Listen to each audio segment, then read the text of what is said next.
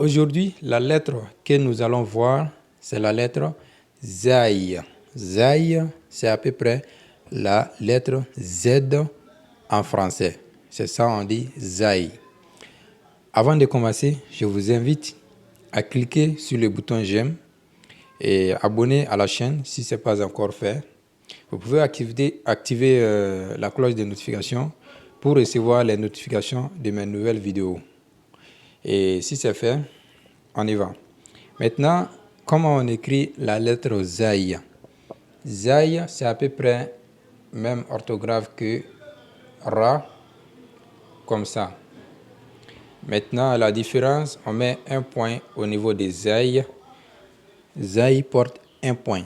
Donc, j'ai dit que c'est la lettre Z. Mais on lit ça Zai avec un point. Donc, lorsque tu écris sans point, comme ça c'est la lettre Ra, la lettre R. C'est compris? D'accord. Donc, maintenant, on a Zai. Voici aussi, on a les différentes formes de la lettre Zai en fonction de son emplacement dans un mot. Donc, ici, on a les différentes formes. D'abord, en première position, on a la forme isolée de Zai. Donc, c'est comme la même chose que la lettre Ra. Donc, la forme isolée, c'est comme ça. Donc, comme dans ces mots ici, on a Maozoun qui signifie banane. Donc, la lettre Zai n'est pas collée à la lettre Wa.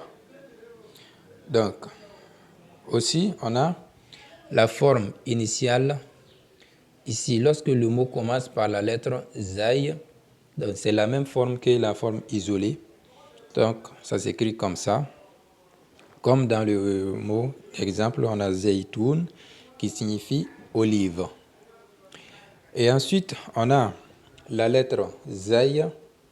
Lorsque la lettre Zai se trouve au milieu du mot, donc entre deux lettres, donc on a ici donc le tiret de liaison, ensuite maintenant Zai avec le point. Donc ça prend ça. Donc c'est toujours la même règle comme ce qu'on a vu avec la lettre Ra. Donc on ne peut pas coller une autre lettre à la lettre Zai, mais la lettre Zai peut être collée à une lettre qui est avant elle. Donc comme par exemple la lettre Mim. Donc on peut coller une lettre à la lettre Mim, voilà pourquoi on a collé Zai ici. Mais on ne peut pas coller une lettre à Zai, voilà pourquoi on n'a pas collé la lettre Ra directement à Zai. Donc on a Mazra'a, Mazra'atun qui signifie ferme. Donc avec l'exemple de la lettre Zai qui se trouve entre deux lettres. Et enfin, la forme finale, lorsque la lettre Zai se trouve à la fin du mot. Donc l'exemple que j'ai pris ici, donc ici on a Zai qui se trouve au milieu entre la lettre Aïn et la lettre Ya.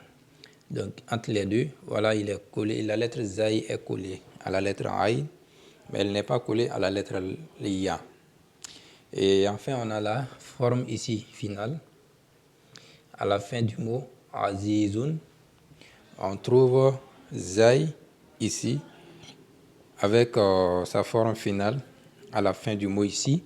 Donc n'oubliez pas, il y a le tiret de liaison ici qui colle la lettre Zai à la lettre qui se trouve devant elle. Mais on ne peut pas coller une lettre à la lettre Zai.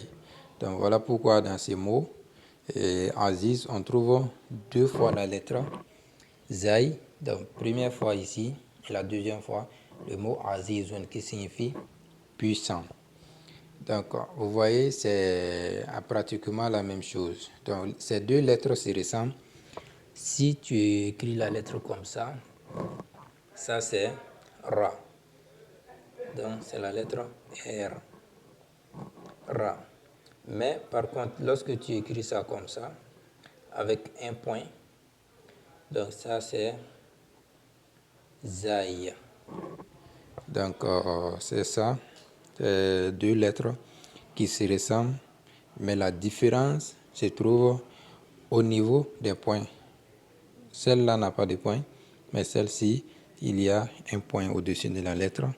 Donc, on va s'arrêter là. Je vais vous inviter de vous abonner à la chaîne et de partager la vidéo. Si vous avez des questions, n'hésitez pas à les poser dans les commentaires. Assalamu alaikum.